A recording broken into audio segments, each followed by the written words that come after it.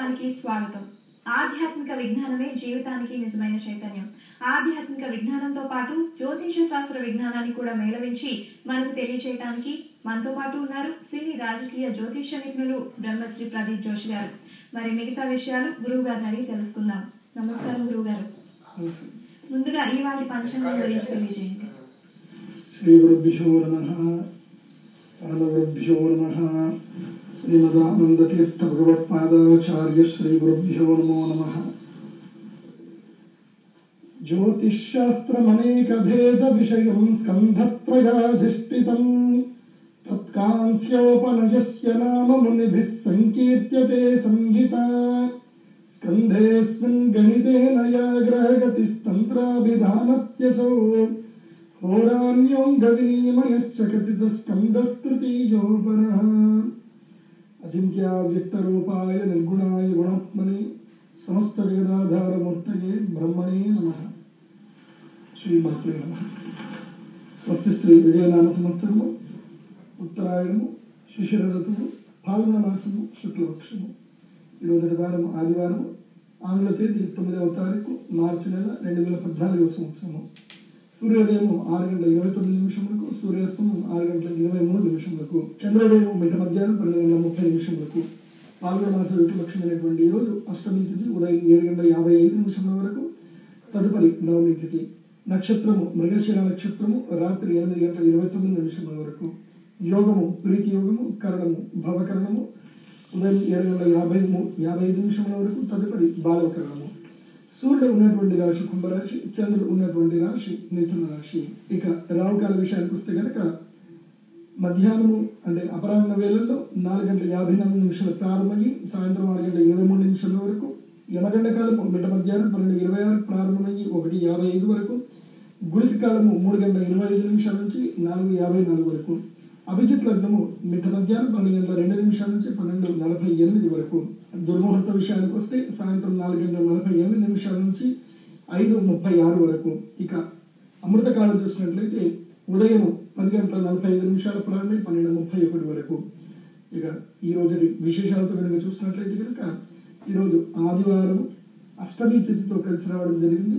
అంటే సూర్యోదయ వేళల్లో ఎవరైతే కనుక రాహు గ్రహం చేత పీడితులయ్యి ఎవరి జాతకంలో అయితే కనుక రవిగ్రహము రాహు గ్రహంతో కలిసి వారు కష్టాలు ఎదుర్కొంటున్నారు వారు అందరూ కూడా ఈ రోజు విశేషంగా సూర్యోదయ వేళల్లో ఆదిత్య ఉదయ స్తోత్రాన్ని అలాగే అమ్మవారికి సంబంధించిన దేవీ సప్తశతి పారాయణాన్ని చేసుకున్నట్లయితే కనుక తప్పకుండా అమ్మవారి యొక్క అనుగ్రహంతో కొన్ని సమస్యలన్నీ కూడా దూరం అయిపోతాయి. గురువు గారు, మరి ముహూర్త బలంలో ఈ వారి ముహూర్తాలు అలాగే ఈ వారానికి సంబంధించిన ముహూర్త బలం గురించి తెలియజేయండి.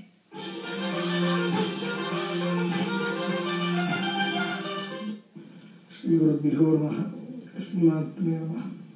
జ్యోతిష శాస్త్రానికి ఉండేటువంటి యొక్క షడాంగములు అంటే వేదాంగములు 6 మనకి వేదాంగంలో ఉండేటువంటి జ్యోతిష్ శాస్త్రానికి షడంగములు. అందులోనూ కూడా జాతక గోళ నిమిత్త ప్రశ్న ముహూర్తాఖ్య గణిత నామాని అభిదధతి ఆచార్యా షడంగాని జ్యోతిషే మహాశాస్త్రి అని శాస్త్రం చెప్పబడింది. కాబట్టి ఈ యొక్క జ్యోతిష్ శాస్త్రంలో ముహూర్త భాగం చాలా కీలకమైనటువంటిది. ఎట్లాగైతే గనక ఈ ప్రపంచము లోపల ప్రతి ఒక్క వస్తువు లోపల సుగుణము ఉంటుంది, దుర్గుణం కూడా ఉంటుంది. ఉదాహరణకు మనం దేవుడికి అరటి పండు నైవేద్యం పెడతాం. అరటి పండు తయారవ్వడానికి దాని తొక్క చాలా అవసరం, కానీ తినడానికి ఆ తొక్కని తీసి బయటపడేస్తాం. కొబ్బరికాయ తయారవ్వడానికి కొబ్బరికాయ మీద ఉండేటువంటి పీచు చాలా ముఖ్యం, కానీ తినడానికి కొబ్బరి పీచును తీసి బయటపడేస్తాం. అట్లాగే ఈ ప్రపంచం లోపల కాలానుగుణంగా కాలశాస్త్రం అనేది జ్యోతిష్ శాస్త్రం. కాలానుగుణంగా మన యొక్క కాలాల లోపల మనకి ఉపయోగపడేటువంటి కాలం ఏంటి, మనం జీవితంలో ఉన్నత స్థానానికి రావడానికి కావాల్సిన సమయం ఏంటి, మన జీవితం లోపల కొన్ని పనులు కొన్ని చేయనటువంటి సమయం లోపల పనులలో చేస్తే ఏం జరుగుతుంది అనేది చూపించేది కాలానుగుణ శాస్త్రము, ముహూర్త బలం. అంటే ఈ ముహూర్తంలో ఒక మంచి ముహూర్తంలో ఒక వ్యక్తి జీవితంలో సక్సెస్ సాధించట్లేదు, పుట్టినప్పటి నుంచి కష్టాల్లో ఉన్నాడు. అలాంటి వ్యక్తికి జీవితంలో ఉన్నత స్థానానికి రావాలి, చేసే ప్రతి పని కూడా సక్సెస్ సాధించాలి, ప్రతి పనిలోనూ విజయం జరగాలి, జీవితం విజయ ప్రస్థానం వైపు ముందుకు నడవాలి అని అంటే ఏం చేయాలి అంటే చక్కని ముహూర్తాన్ని ఎంచుకోవాలి. ఒక ముహూర్తము ఒక వ్యక్తి యొక్క జీవితాన్ని కీలకమైనటువంటి మలుపులు తిరుగుతుంది. కాబట్టి దుర్ముహూర్తాలు ఉంటాయి, సుముహూర్తాలు ఉంటాయి.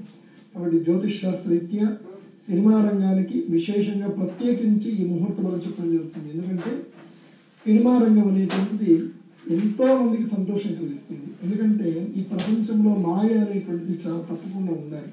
మాయ లేదనుకోండి మనిషి బతకడం కష్టం. ఎందుకంటే ఎవరికైనా చిన్న బాధ కలిగిందండి, ఇంట్లో చిన్న చిన్న గొడవలు, తగాదాలు, ఒక 3 గంటలు ఒక సినిమాకి వచ్చి కూర్చున్నారు, ఒక ఎంటర్టైన్మెంట్ చూశారు, బాధ నుంచి కొంచెం రిలాక్స్ అయ్యి బయటకు వచ్చారు. అలా సినిమా అనేటువంటి జీవితం లోపల చాలా మందికి కొన్ని ముఖ్యమైన సందర్భాలు చిన్న బాగా దోహదపడుతుంది.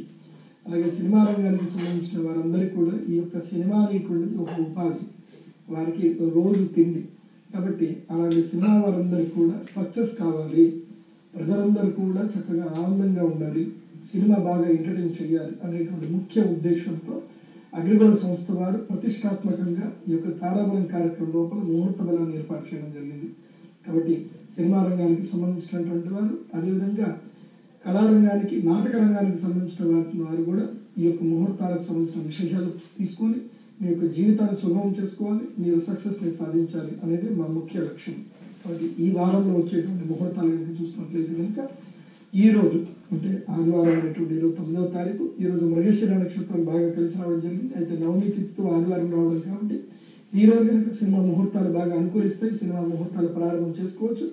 అయితే దుర్గా అమ్మవారి ఆరాధనతో, దుర్గా పూజతో ఈ రోజు సినిమా ముహూర్తాలు ప్రారంభం చేసుకుంటే తప్పకుండా సినిమాలు సక్సెస్ అవుతాయి. తర్వాత 10వ తారీఖు రేపు సోమవారం ఆరుద్ర నక్షత్రం తర్వాత పునర్వసు నక్షత్రం ఉంది. అయితే రేపు పూర్తిగా ఆరుద్ర నక్షత్రం పరివ్యాప్తం కలదు. అయితే ఆయుష్మాన్ యోగం ఉంది. అయితే రేపు సినిమా ముహూర్తాలు మాత్రం పనికిరావు. కానీ మాత్రం సినిమా రంగంలో విశేషంగా నాట్యానికి సంబంధించి కొరియోగ్రాఫర్స్కి బాగా అనుకూలంగా ఉంటుంది. కొరియోగ్రాఫర్స్ రిలేటెడ్ వాళ్ళకి సంబంధించిన వర్క్స్ అన్ని కూడా ప్లాన్ చేసుకోవచ్చు. సోమవారం 10వ తారీఖు నుంచి ఆ రోజు నుంచి కొరియోగ్రఫీ సినిమాకి సంబంధించినటువంటి నాట్యాలు, నృత్యానికి సంబంధించినటువంటి విశేషాలు చేసుకోవచ్చు, చాలా అనుకూలంగా ఉంటుంది. ఇప్పుడు